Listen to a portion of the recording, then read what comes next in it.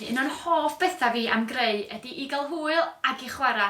Felly, pa ffordd well i wneud hyn na drwy gelf siart lliw? Dyma fyddwch chi angen.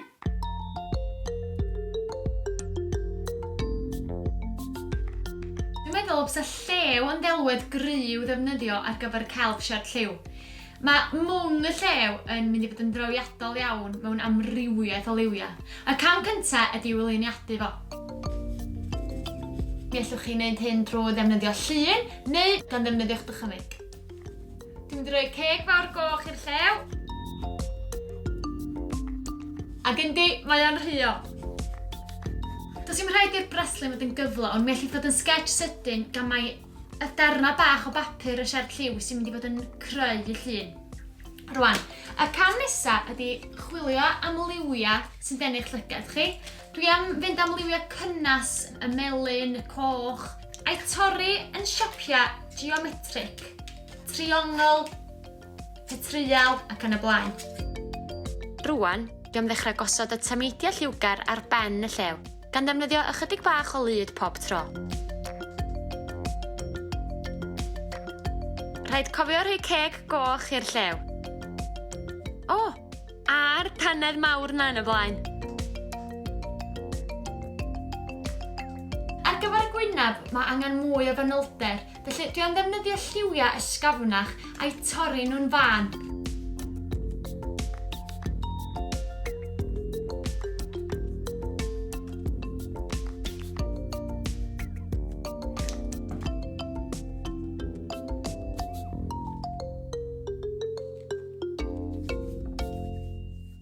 Hyd yn hyn, dwi'n hapus iawn efo'r siap sy'n gen i o'mlaen i, ond i gael gwell syniad sy'n mynd edrych, dwi am dorri o amgylch y siap i weld y strwythur yn iawn.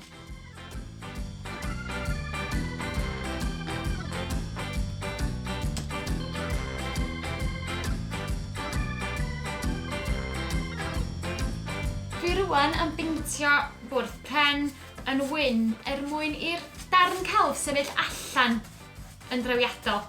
Mi allwch chi ddefnyddio cerdyn neu unrhyw beth sydd gennych chi yn y tŷ, ac wrth gwrs mi allwch chi ddefnyddio unrhyw liw, ond dwi'n meddwl bod y gwyn a'r lliwiau am edrych yn tu hwnt effeithiol.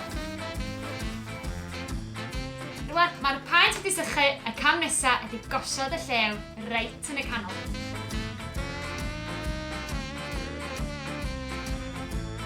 Rwan bod yn gallu gweld y strwythur yn iawn, dwi'n teimlo bod o angen chydig bach mwy o liw a angen i'r mwng fod yn fwy. Hwn ydy prif nodwedd y llew yn y marn i, felly mae angen iddo fo sefyll allan.